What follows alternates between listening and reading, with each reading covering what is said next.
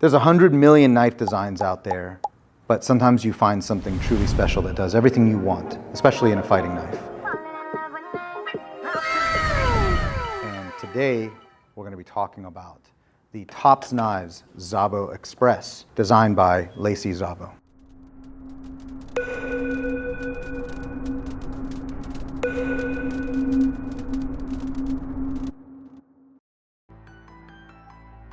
So it's a remarkably thin blade. At its thickest, that's at its thickest, and weight-wise, 7 pounds or 7.5 ounces. Knives Szabo, who designed this, he's a law enforcement guy. He's done a lot of tactical operations. He has a lot of knowledge in terms of what makes a good fighter. And he has other really cool designs like the felony stop, which is like an anti-weapon grabbing knife. So it's a knife that you would wear on your offside to get someone off of your gun. Something like this, which is a dedicated general purpose fighting knife. This could be something that is a competition to your K-bar or any other kind of military style fighting knife. But what's so cool about it is it's an asymmetrical dagger. That's what makes it so unique on the aesthetic side. It is technically a dagger, it's double-sided, but if you notice, it's non-symmetrical. It has a curve that goes off to the side, even the center ridge is slightly offset, and the grip is also asymmetrical. The knife is made out of a very durable 1095 steel that is heat treated by Tops Knives in a differential hardening treatment. It makes the knife way more durable than I think it even has to be as an anti-personal knife. It's pretty thin, so it's not going to be used for, you know, prying open large steel doors or cutting into logs. But do I think it could potentially get that job done in a pinch? Yeah, I think so, because heat treatment, it's a pretty durable steel. Comes with a Cerakote finish. This is a black Cerakote finish, so it's very hard. It's going to be very hard to actually take off. Again, you see this mostly in utility knives or bushcraft knives that are going to get a lot of hard use on hard materials, but this one's not supposed to be used for that. There are other channels that have torture tested this knife, and for its intended purposes, I was actually very impressed, and obviously the Tops Knives heat treatment works. It's just really strong. The Szabo Express also comes with a really high quality Kydex sheath and a metal universal clip, and this clip is cool because it can be used with a belt. It can also be used with just normal clothing. I'm going to demonstrate its use in a second. It has a very tight hold on the knife, so just listen. It's a big click. That also means that this knife is a little hard to pull out, which is, I think, why the hilt is shaped the way it is. It's really easy to grab and pull out, but without that extra shelf on the bottom, you're gonna have a rough time pulling that thing out. So it's really good. Boom. So snap cuts are an underappreciated but very integrated part of our knife fighting system. Not every knife does them well. This knife does, and it's because of how light it is. When you have a heavier blade, you'll feel it drag your hand out, and you are gonna lose precious milliseconds when you're trying to recover and get your hand back from the snap.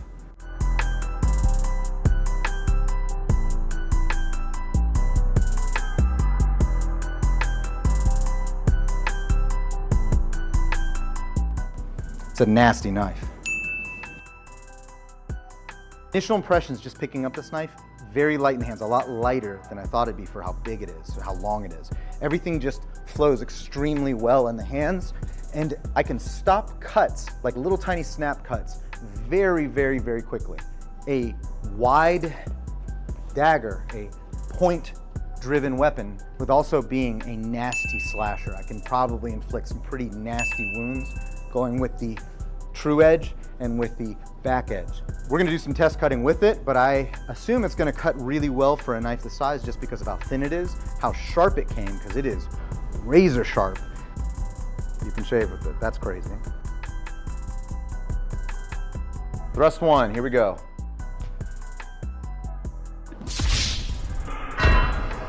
I'm gonna do that with less effort. I put a little bit of force into that thrust. That is a nasty wound cavity. It's a wider blade than a dagger typically is, so the wound channel is a little taller. I'm gonna do it with less force this time. There we go.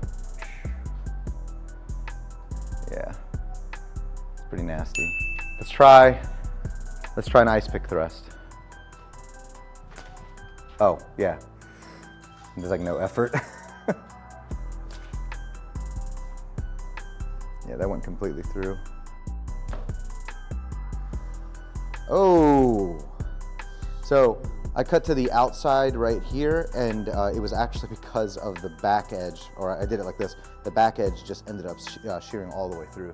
That's always been the reason why I like double-edged blades, is instead of having to go through the wound channel, back out through the wound channel again, you can cut out of the wound channel, creating not only a bigger wound, but your blade doesn't get hung up as much when cutting things like this. Let's try some quick snap cuts, because those are low force, fast techniques. So we'll try the the Sykes Fairburn point one first.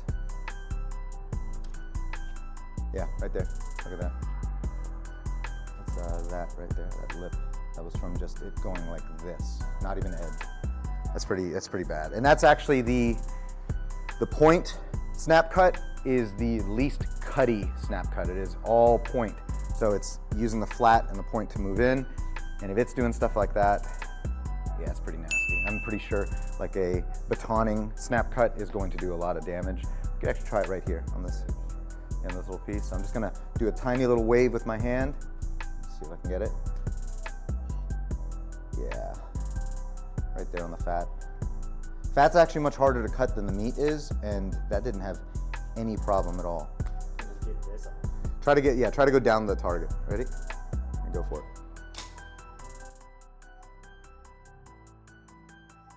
It's one that it can be this close. And it, oh.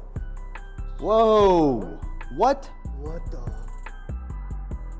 That just cut cleanly through bone. Holy. Okay, it did, right there, look. Look. Oh, dude.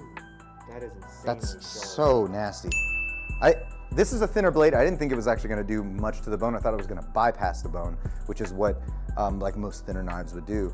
But this has enough presence in it that it's cutting through pork bone and a thicker part of the pork bone as well. Oh man, that's nasty. That's hip bone and everything. Yeah.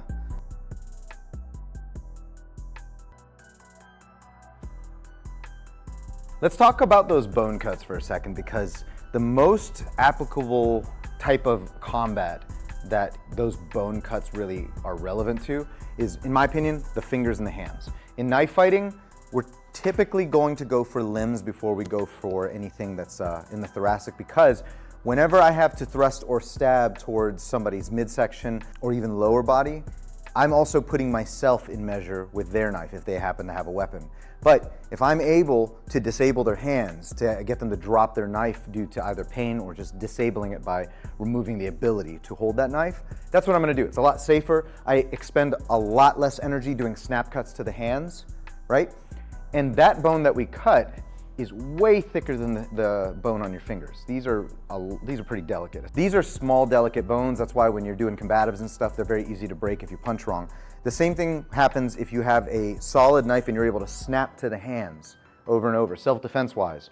If you're fighting another guy with a knife, for some reason you didn't have your gun that day because you're wrong, then you know, or you live like somewhere in the Philippines, you know, where everybody's carrying a knife, your hands are going to be the prime target. You're going to want to snap towards those hands and either cut or break their bones, because they're not going to be able to fight you with that knife.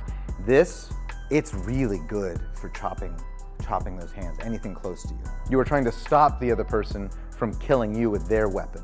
And if I'm able to do that by popping them in the hand and it drops their knife, that's all I need to do. That's all I need to do. So I really like this design a lot.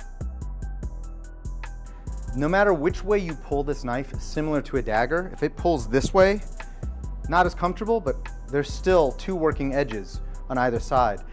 It doesn't matter which way you pull it out. There's enough of a hand stop at the bottom that I am gonna get this knife out of the sheath, and I am going to do damage with it no matter which way I use it. But it feels refined enough that you can do very specific techniques with it. It isn't just a sharpened pry bar.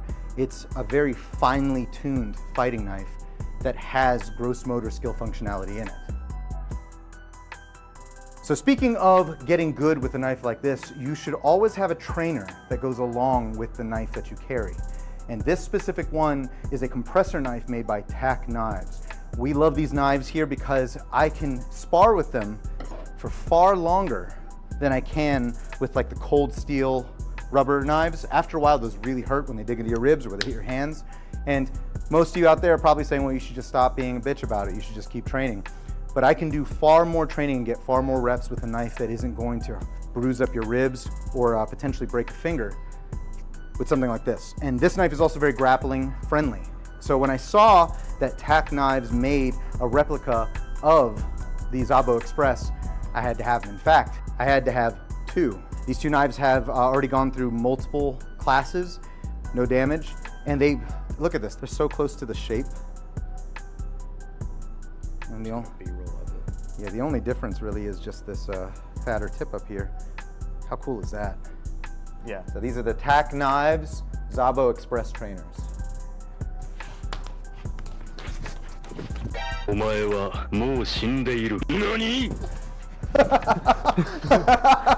Good scramble. Good scramble. That's a really good scramble. Yeah, I was like, I felt a little like it's like a sting closer to. Yeah, it's like it's very like, soft. These things are super soft, so they don't hurt that bad when you get hit by them.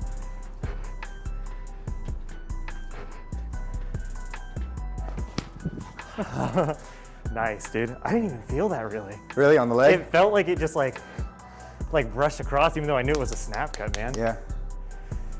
These things are great. I feel like I go for hours. Yeah, with these. exactly, like, exactly. They don't hurt, so you don't sit there and you go, oh, I gotta take a break. And again, people that are like, oh, but like, just stop being a bitch. It's like, dude, it doesn't matter if it hurts a or a little. People are gonna need to take a break.